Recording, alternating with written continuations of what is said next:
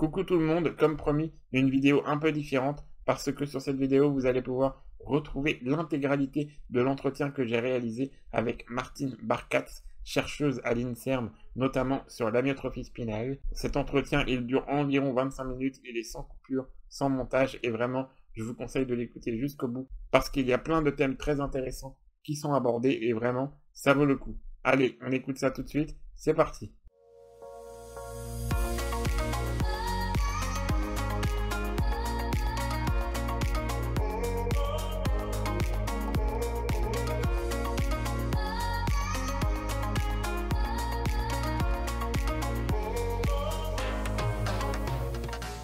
Allô? Oui, allô Madame Barkatz? Oui?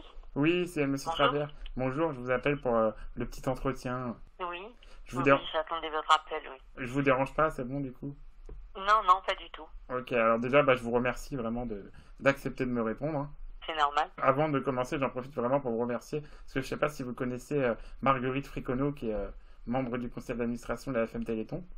Et Mhm. dans toutes les communications du Téléthon, on met tout le temps en avant le travail de Martine Barkatz et de ses équipes. Et je lui ai dit, mais comment on fait pour remercier ces gens-là qui ont quand même consacré leur vie au fait qu'on aille mieux? Et du coup, de pouvoir le faire et pouvoir vous parler, c'est très important pour moi. Et donc, je vous remercie vraiment de m'avoir répondu. Merci à vous. Première question, c'est peut-être la plus compliquée. Est-ce que vous pouvez vous présenter? Donc, Martine Barkat, je suis rentrée à l'INSERM en 2001 et je travaillais à l'époque sur la thérapie génique de maladies du système nerveux déjà. D'accord. Et c'était sur les maladies dégénératives de type Alzheimer ou maladie de Parkinson. D'accord. Lors de l'obtention de mon poste à l'INSERM, j'ai choisi un petit peu sur quelle maladie j'avais envie de travailler.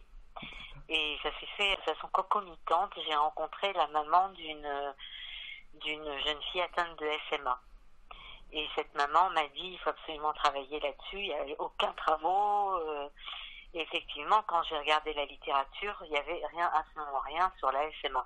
C'est-à-dire, oui, on avait découvert le gène, mais il n'y avait aucune thérapie pour cette maladie. Ouais.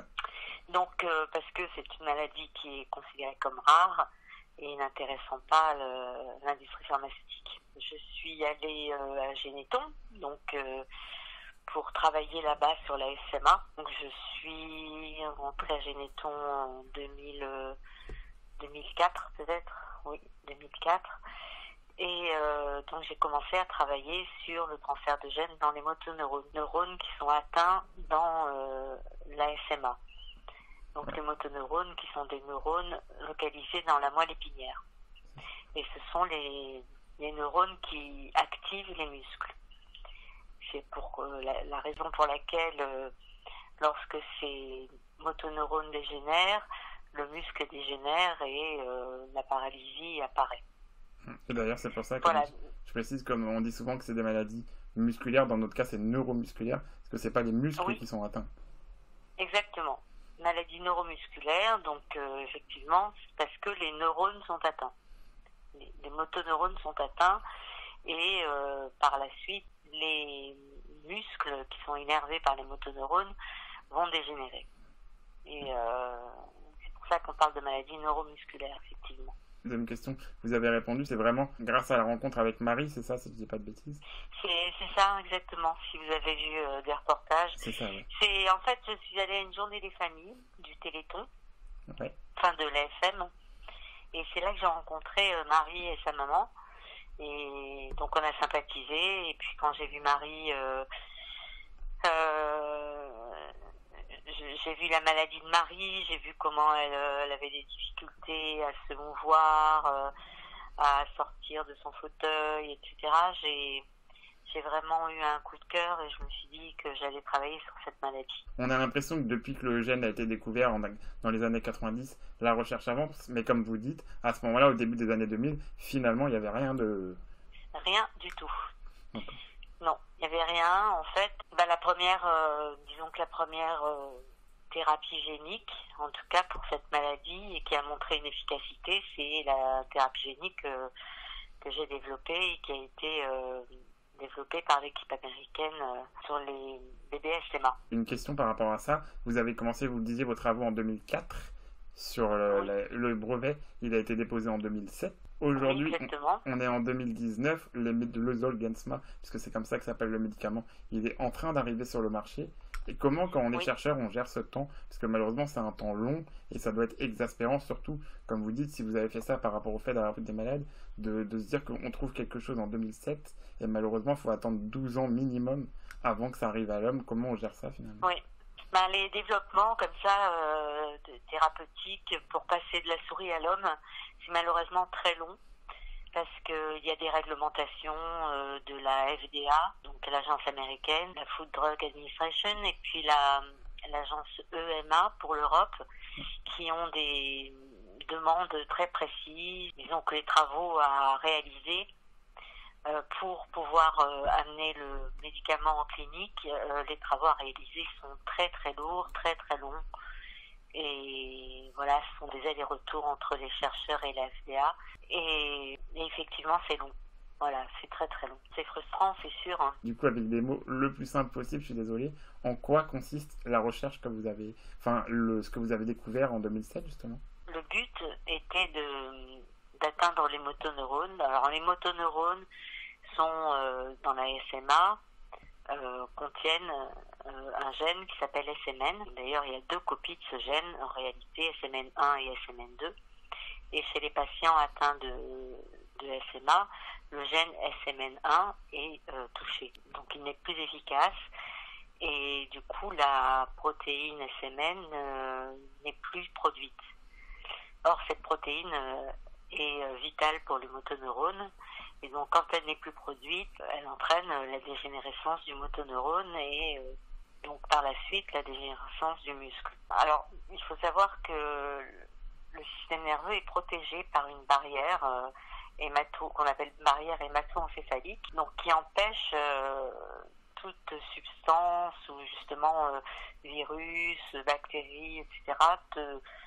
de rentrer des organes au système nerveux, le passage du sang au système nerveux central, donc en raison d'une barrière qui s'appelle barrière hémato-encéphalique. Donc la découverte en fait a consisté à trouver un vecteur, un virus, qui était capable de franchir cette barrière hémato-encéphalique et de pouvoir du coup produire la protéine SMN dans les motoneurones. Donc on a comparé différents virus, enfin j'appelle ça virus, mais on devrait appeler ça plutôt des vecteurs parce que ce sont des virus désactivés bien sûr, ils ne sont pas de caractère pathogène.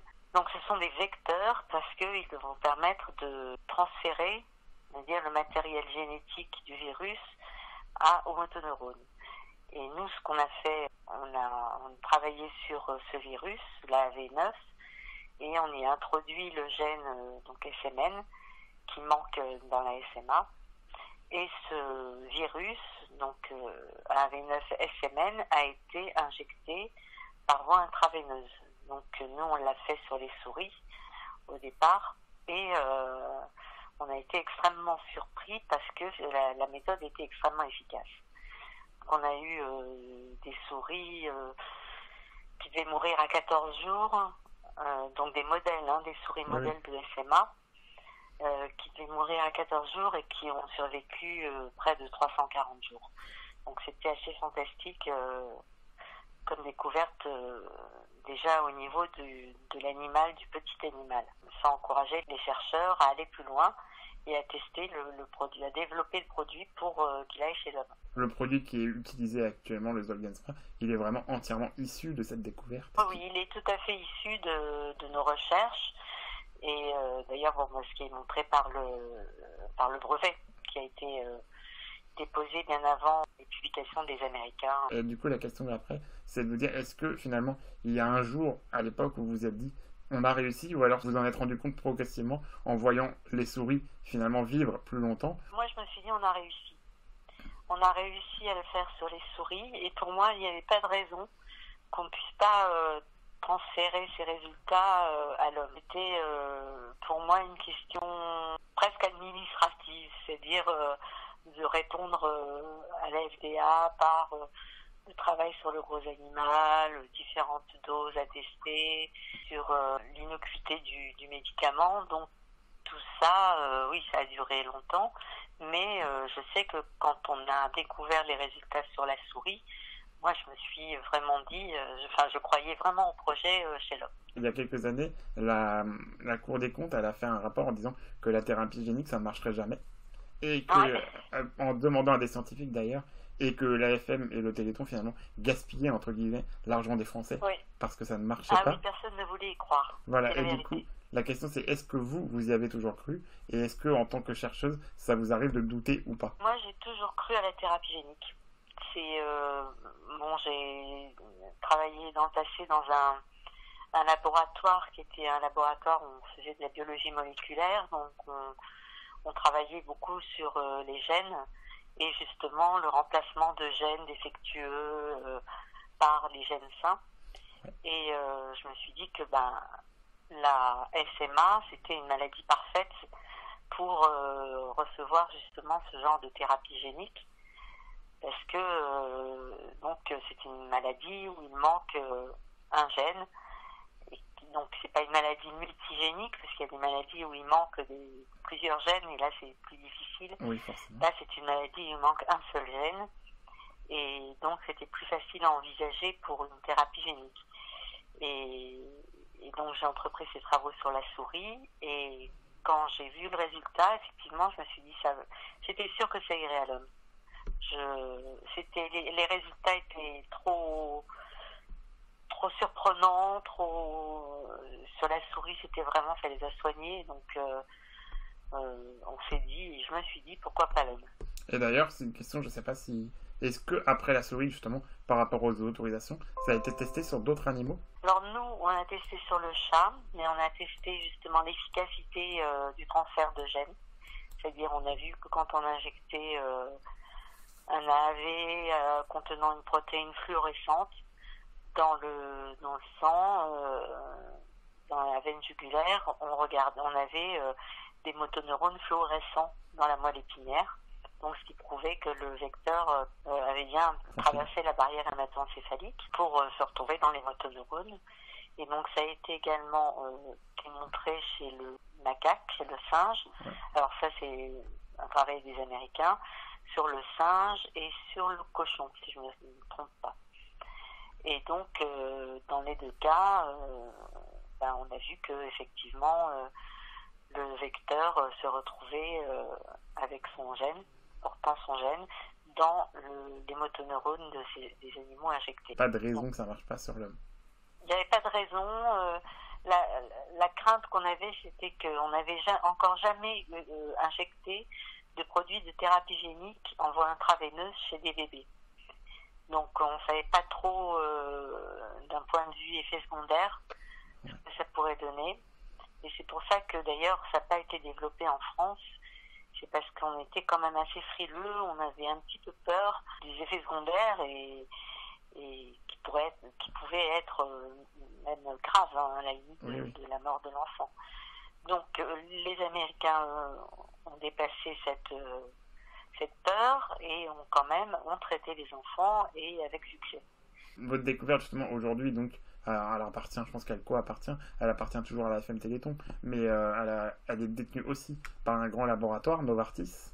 Le médicament, c'est le Zolgensma, on l'a déjà dit. Et le prix, donc c'est le prix, si je dis pas de bêtises, c'est 2 millions de dollars d'injection. Honnêtement, bien sûr, les gens ils vont trouver ça ahurissant, etc. Mais est-ce que ça se justifie? Parce que peut-être que ça se justifie. Et du coup, je voulais avoir votre avis sur le prix de ces médicaments. Je trouve le prix énorme, aberrant presque. Parce que, encore une fois, seuls les enfants des familles les plus riches pourront être traités. On ne sait pas du tout on saura bientôt si la sécurité sociale remboursera une partie, etc., des frais. Mais c'est vrai que le prix est vraiment incroyable. Et donc le laboratoire justifie le prix en expliquant qu'il s'agit d'un médicament qu'on donne une seule fois.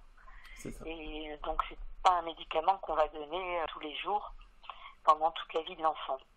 Voilà, donc l'explication que nous donnent les laboratoires. Oui, en fait, ils se basent pour expliquer sur l'autre médicament dont on parlait tout à l'heure, le Spinraza, où là, l'injection, elle est facturée 70 000 € prix officiel, parce qu'après, l'État français a négocié un prix, mais il est tenu secret. Et du coup, 70 000 euros. Et en fait, c'est une injection tous les 4 mois. Et du coup, Voilà. Novartis dit au bout de 5 ou 10 ans, notre traitement est moins cher. Et surtout, c'est avéré qu'il est plus efficace. Donc, ils justifient leur prix comme Ouais, ça, en fait. exactement. Et effectivement, aussi, au niveau de l'efficacité, enfin, le Zolgen SMA, c'est clairement le médicament le plus efficace dans la SMA pour l'instant. Donc, ce qui explique également le prix. Donc, c'est l'efficacité et le fait qu'il soit donné en une seule fois.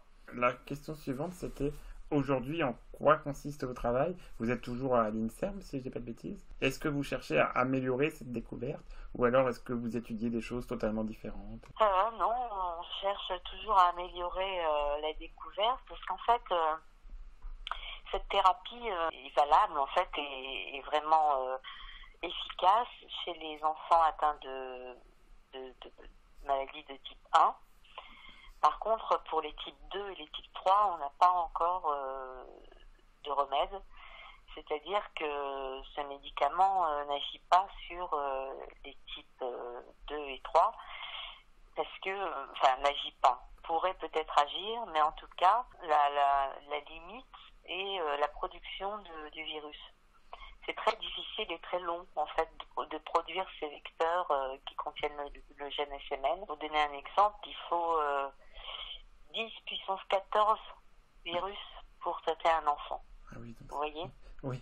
Donc c'est énorme. Donc pour un enfant de 2 ans, hein, donc quelques kilos. Des adolescents ou des jeunes adultes ou même des adultes, là le challenge va être la production de vecteurs.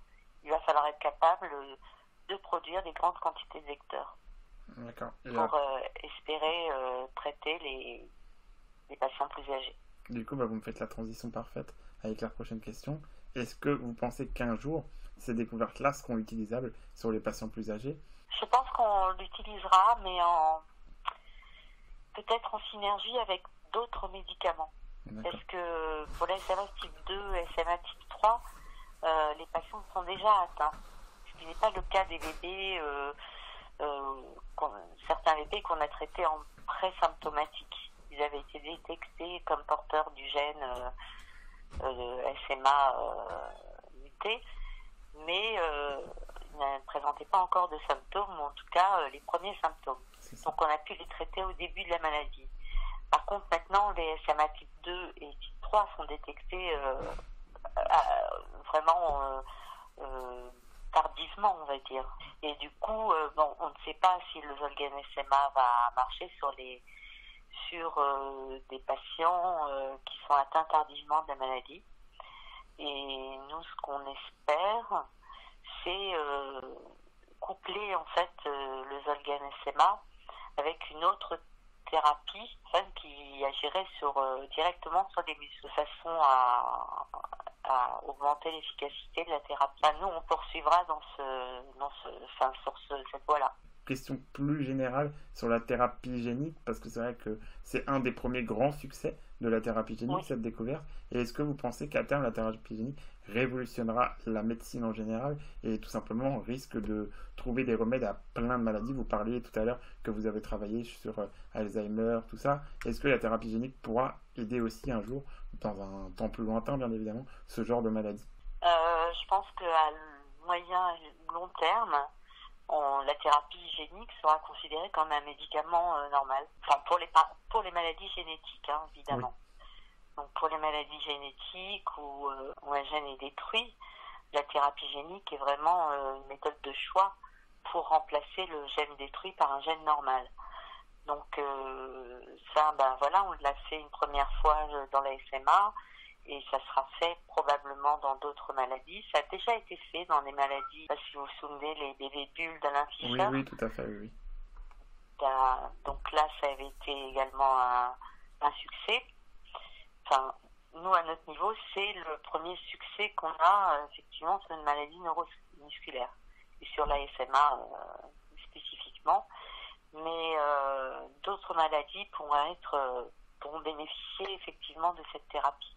Vous avez déjà un peu répondu, mais du coup, comment vous la voyez, la recherche contre la métropie spinale dans une dizaine d'années?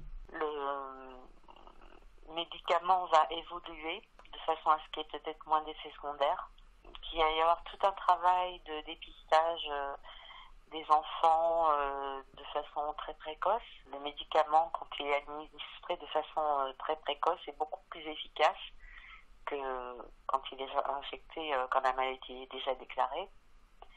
Donc voilà, ce sera les challenges un peu à relever, les défis pour la SMA. Et si on arrive à relever ces défis, effectivement, ça sera plus une maladie rare. Les grands labos se mettent quand même dessus. Alors à des prix, on l'a dit tout à l'heure, un peu exubérants, mais il y a Novartis qui est dessus, il y a Roche qui est dessus. Donc les grands labos se mettent aussi enfin dessus. Et ça, c'est peut-être un peu grâce. Oui, mais c'est grâce aux découvertes justement que vous avez fait qu'ils se sont dit on va peut-être s'y mettre. C'est ça.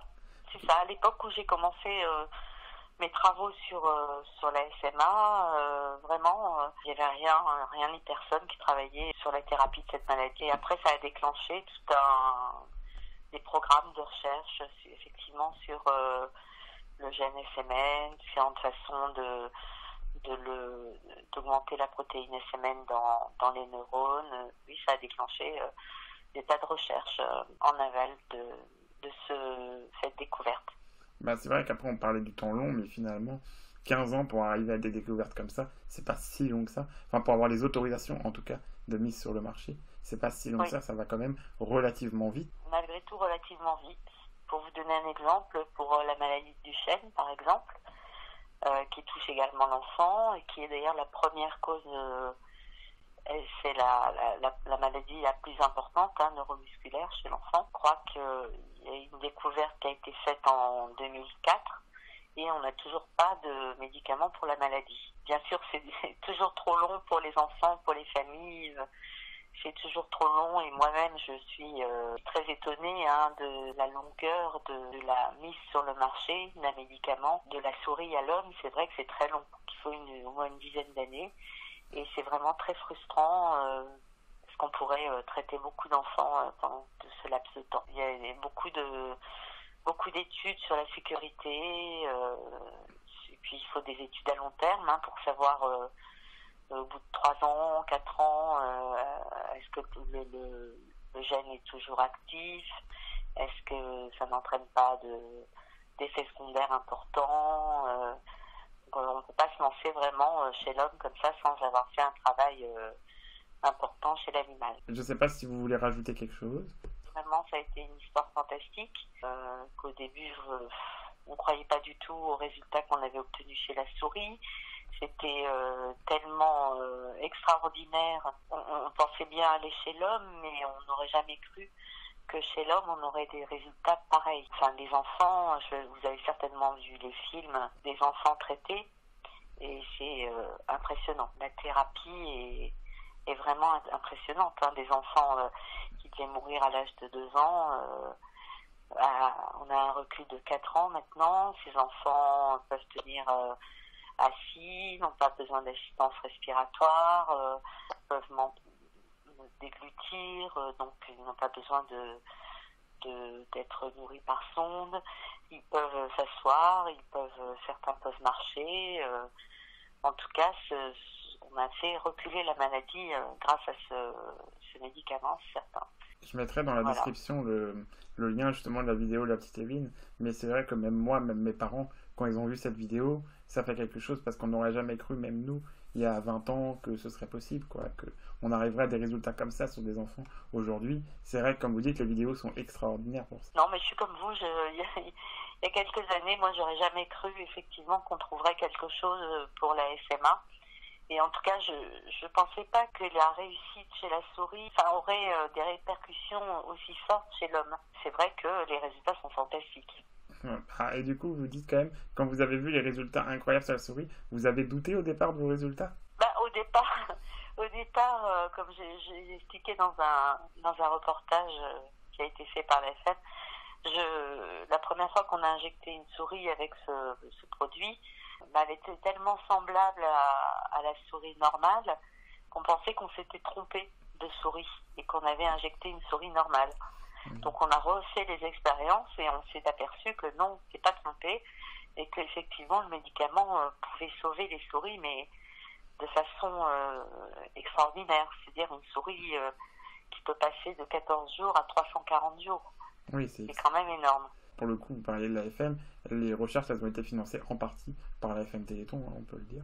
Tout à fait. Moi, personnellement, je suis un chercheur INSERM, donc financé par le gouvernement, mais j'ai une équipe dont plusieurs membres sont financés par la FM Téléthon, et la FM Téléthon nous fournit également du financement pour financer nos recherches. Pour finir, je vous remercie vraiment tout simplement de nous donner de l'espoir, parce qu'on dit souvent que les patients font avancer les chercheurs, mais les chercheurs font aussi avancer les patients, parce que on sait que vous bossez pour ça, et la preuve, vous avancez et vous réussissez. Merci à vous de votre intérêt. Au revoir. Je vous remercie.